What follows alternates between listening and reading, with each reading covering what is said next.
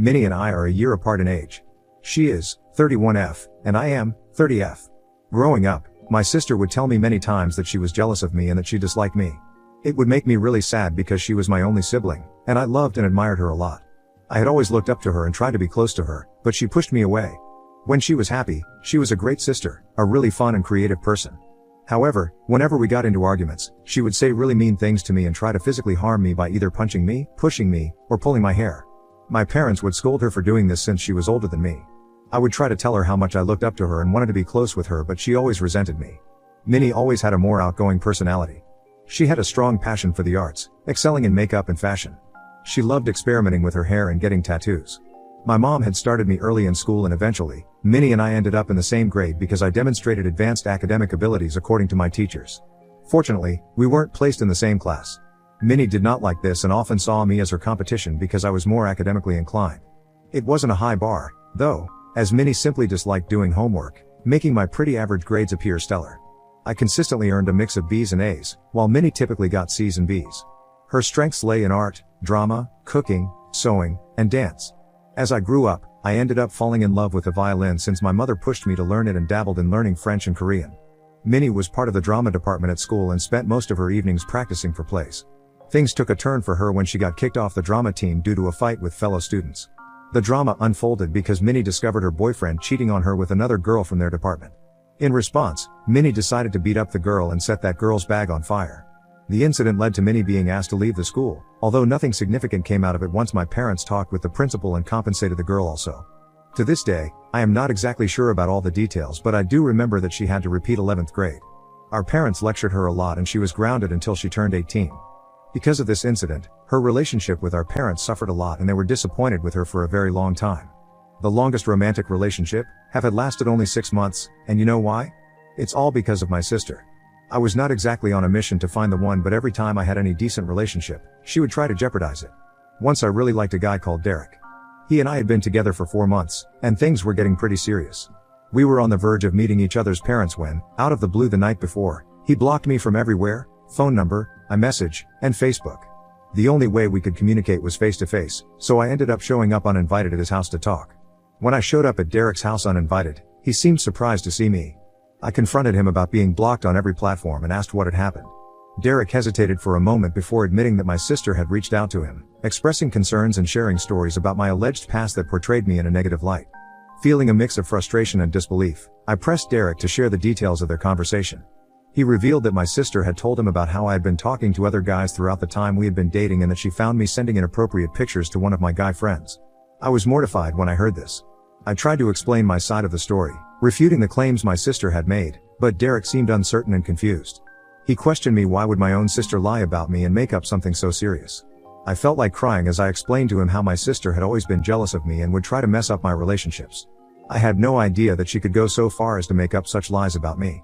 The damage was done, and despite my efforts to salvage the relationship, he expressed doubts about continuing since he didn't want to be involved with someone who had a troublesome sister like Minnie. I understood where he was coming from since if I had a choice, I would not be related to her as well. Heartbroken and frustrated, I confronted my sister about her actions. After a lot of yelling, Minnie finally admitted to feeling insecure and jealous that I always dated good-looking guys. She told me that it was always easy for me to find guys and she hated me. She asserted that she thought I was too good for Derek, so she made up all those lies to drive him away from me. I was so pissed at her and it became very clear to me that her actions were driven by her own unresolved issues of jealousy. My parents reprimanded her and told her how wrong this was. Minnie didn't seem to care because in the end, she got what she wanted. Derek and I were broken up. This incident served as a turning point in my life, prompting me to start thinking about moving away from her. It was a stark realization that, if I ever wanted to have a healthy and lasting romantic connection, I could not have her near me. We both shared a dream of studying abroad. She did have immense potential, but it seemed like fear or a lack of personal research led her to pursue computer science in our home country, following our dad's advice. Witnessing that, I realized I didn't want my parents influencing my future choices. I worked tirelessly to secure a scholarship to study abroad. However, despite my efforts, financial constraints prevented me from going, so I compromised and started university in our country, majoring in what I wanted. However, after a year, my determination to go abroad persisted, and I kept searching for opportunities.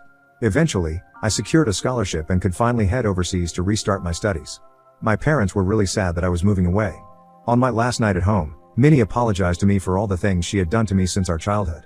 I don't know what prompted her to do so. Maybe it was the fact that I was moving so far away and she could have our parents to herself now. I didn't want to pursue any drama any longer, so I forgave her. During my solo adventure studying abroad, I underwent a significant transformation. I shed some weight, met new people, discovered my personal style, and gained a newfound confidence. Graduating was a major milestone, but the year that followed was tough as I struggled to secure a job. Eventually, I found a good job and settled down. Meanwhile, Minnie finished her bachelor's in our home country. She told me how she wanted to come and study in the country I lived in for her master's, so I encouraged her. She started applying to different universities for scholarships, but her applications kept getting rejected. She started growing frustrated. Once, she came to visit me and she stayed with me for 10 days so I could show her around. She could see that I had changed, and whenever she made any sly remarks to me about my clothes or my hair, I did not listen anymore. I found it very weird how she would try to control what I was going to wear or how I needed to behave in public if she and I went out for lunch. If I had some friends over, she would tell me how she didn't like them and how I needed to find better people to hang out with. There have been instances when I would be enjoying myself with my friends, and suddenly she would get weird without any apparent reason. When I took her to work and showed her where I was working, she was surprised to see how huge my office was. I excitedly told her how I had been presented with opportunities for new experiences in the field I was working in, but then she just went quiet and didn't even seem happy for me. Instead, she shifted the conversation to herself, expressing how she would love the same opportunities and regretting some of her past choices. Later, when we were having dinner, she told me how she wanted to extend her vacation and continue to live with me, but I knew that I could not live with her judgment. I politely told her that it was better for her to find new accommodations if she wanted to stay any longer, because clearly she had some issues with me and refused to talk to me about it. This is when Minnie loses her mind. She started yelling at me about how she was sick and tired of having me in her life when all everybody does is compare me to her and how her achievements in life are never enough. I pointed out to her that I never treated her this way and it was she who always made me feel inferior. Minnie then told me how I was not anything special and that she could have done the same things as me if she had the same opportunities. I told her that we did have the same opportunities growing up and that I decided to apply for universities here and worked my ass off to secure a scholarship while she was failing to secure one and was somehow blaming me for her choices. This pissed her off and she told me that I was just a spoiled brat and that she wished I was never born. Those words hit me so much that I just got up from the table and locked myself in my room. 2 days later, when she flew back, without ever apologizing to me, I could finally breathe in peace.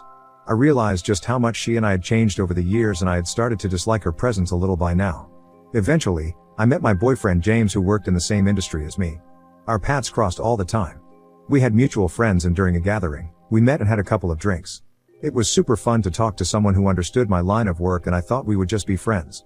Turns out, he liked me and asked me out the next day. We started dating and were together for 2 years before he proposed to me. I am close to his family since they live in the same country and he has met my parents through video calls. We had been planning for our wedding when I received a job offer that would pay me double what I was earning in my current company. The only catch was that the new company was based in my home country. I discussed this with my fiancé and he and I both agreed that this was a life-changing opportunity and I took the job. This is how I shifted back to my home country and my family finally met my fiancé. My parents really adore James and my dad spends his Sundays now golfing with him. My new job was going well and James eventually found a new job also. During this time, Minnie avoided me like the plague. She refused to meet me or James even though my parents would insist. She would make up random excuses to not meet us. She and I had not talked for a very long time, so I understood her hesitation and honestly I did not mind. I was afraid that she might try to jeopardize my relationship with James just like she had done with all my previous relationships. James and I decided to get married after a few months of settling down in my home country. We booked plane tickets for his parents and grandparents so they could be there for us. We wanted to have a small and intimate wedding with only family and really close friends and a short honeymoon as we both are really busy with work during this time. We chose to have our wedding in the huge backyard of my parents' house and they were extremely happy about this. Our grandparents, parents, siblings, and friends all made speeches and we were showered with love and blessings. The only person who was missing was Minnie. She had apparently come down with a fever or so she told us, which is why she could not attend. The food was awesome and everybody danced till midnight. We all had a great time and then James and I flew for our honeymoon. A week later, we returned from our honeymoon and I was at my mother's place showing her some photos from my wedding when Minnie showed up. As I was talking to Mom about how happy grandparents were during my wedding, Minnie interjected asking if me and James were having any financial troubles. I laughed and told her how I had a much higher paying job now than before and how James was doing well also.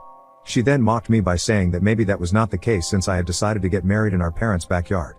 My mother came to my defense and told Minnie that there was nothing wrong with getting married in her backyard and that I wanted to have a smaller wedding so it made sense for me.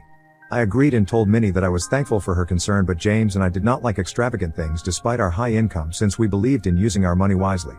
Minnie got really angry hearing this and told me that I was just trying to show off as usual and that I was probably lying about my salary here. I shook my head and told her that I didn't need to show off in front of her and told her that we were not children anymore. She needed to grow up and not make up assumptions or lies about me. I reiterated that this is why I was glad that she did not come to my wedding. This pissed her off and she walked out crying. My mother did try to de-escalate the situation, but Minnie didn't listen. Later, she told my grandparents and some of my cousins about how I was glad she did not come to my wedding and more things from our fight. I did send her a text to apologize, but she didn't bother replying. Over the years, I have tried to stay out of her way as much as I can, although we did have a few good moments also. James met her and he immediately took a dislike to her. This was because Minnie would constantly make fun of him. For example, James and I both like watching Disney movies that Minnie considers boring, and she says that James might not be manly enough. I took a lot of offense when she said this and later she apologized to me and James. Minnie has also apparently expressed to my mother on several occasions that I recently found out that she thinks James is trying to control my life. When my mother confronted her about it, she told my mother how whenever she met James, she just had a bad feeling about him. One day, when my mother and Minnie had come over for lunch at my place, Minnie was telling us about how she was facing issues with her boyfriend Larry. Apparently, Larry had moved in with Minnie but had lost his job after 2 months. Since then, he wasn't working nor was he paying any bills around the house.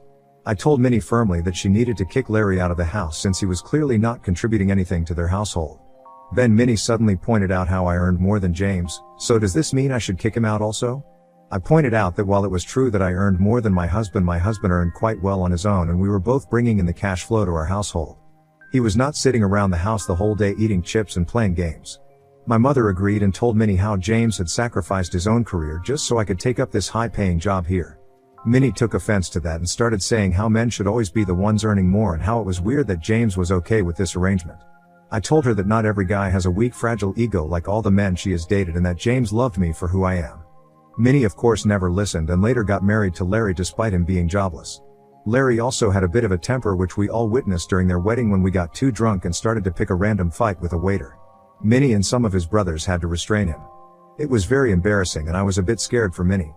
But I knew she would never listen to me, so I kept my mouth shut. Over time, I have noticed Minnie and Larry's fights have only increased because every time they fight, Larry kicks her out of their home so she has to come over and sleep at our parents' place. My parents are also concerned about her, but Minnie refuses to talk to them. One day, we heard from Larry's mother that Minnie had apparently cheated on Larry with one of her co-workers. They had a huge fight and in the end, decided to work through their marriage. They had even started going for couple counseling. This year I found out that I am pregnant. James and I are over the moon. My parents congratulated us and told me how proud they were to become grandparents soon. They assured me that they would be there for me every step of the way. Once Minnie learned I was pregnant, she asked my husband and me about names we liked and whether we wanted her help. James and I had discussed a few names, but I did not want to share it with her because I knew how judgmental she could be. I said a very firm no and told her no name would be shared until the baby was born and the name was official. Minnie suggested very strongly that this would be a terrible idea, saying that we should discuss the names with other family members so we could give the best name to our baby. I told her we did not want people interacting or interfering in the name choice since this was our baby and we were going to name it whatever we wanted. Later, when it came to the baby shower, I asked my mother to arrange everything. I trusted my mother's judgment and besides, I hated planning. I had also asked my mother to inform everyone to not give me any gifts since we still didn't know the gender of the baby.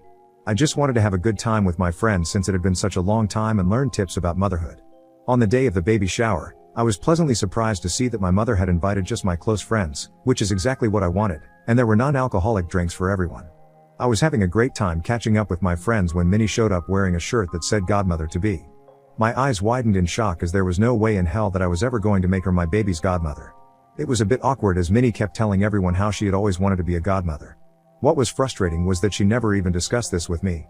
As the day unfolded, my mother invited my husband, my father, and Larry to join us later in the afternoon since we were going to find out the gender of the baby. As me and James cut the cake together, we were shocked to find out that we were having a baby boy. Tears rolled down my eyes as my friends came and hugged me. However, Minnie suddenly got up to announce that she had something very important to say. Everyone stopped talking and looked at her curiously.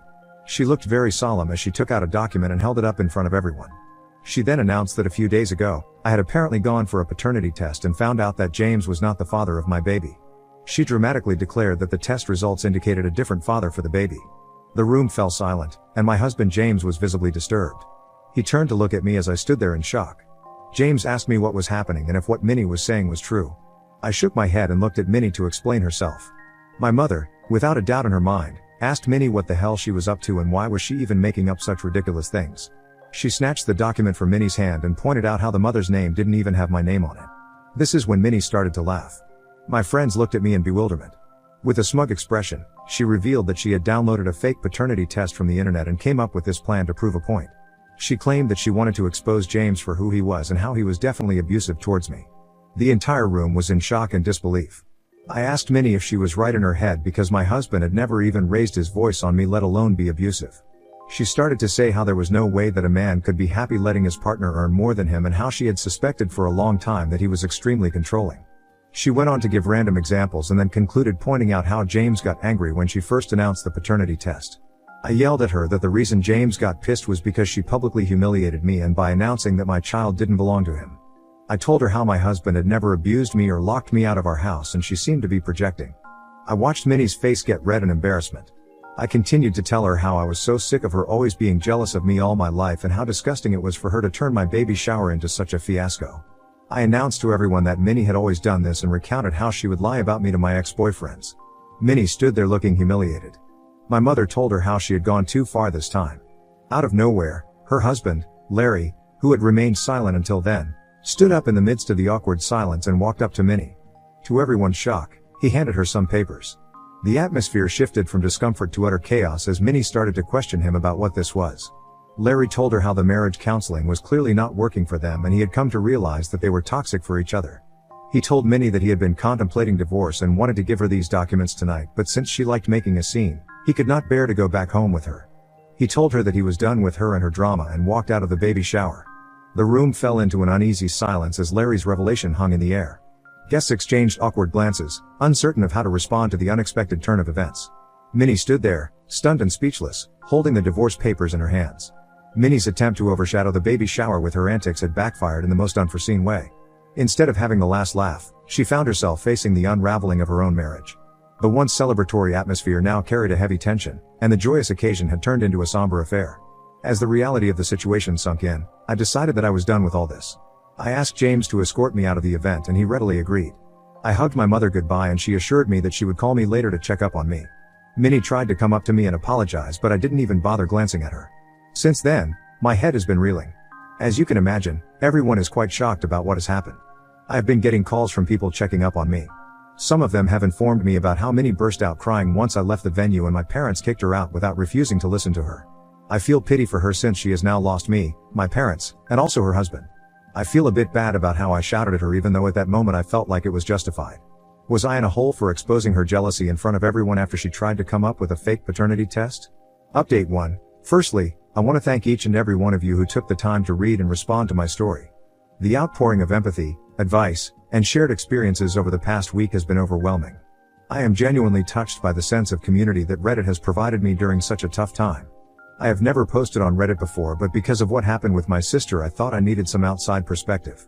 It's true what my sister did is extremely bizarre and vile, which is why I agree with some of your comments that she might require professional help. I also need to have a talk with my parents and cut her off permanently. I can't have her behaving this way around my baby. Update 2. Hi everyone. It's been a month since I last updated. I did talk to my parents about my sister and they agreed that it is the right decision for all of us to sever ties with her.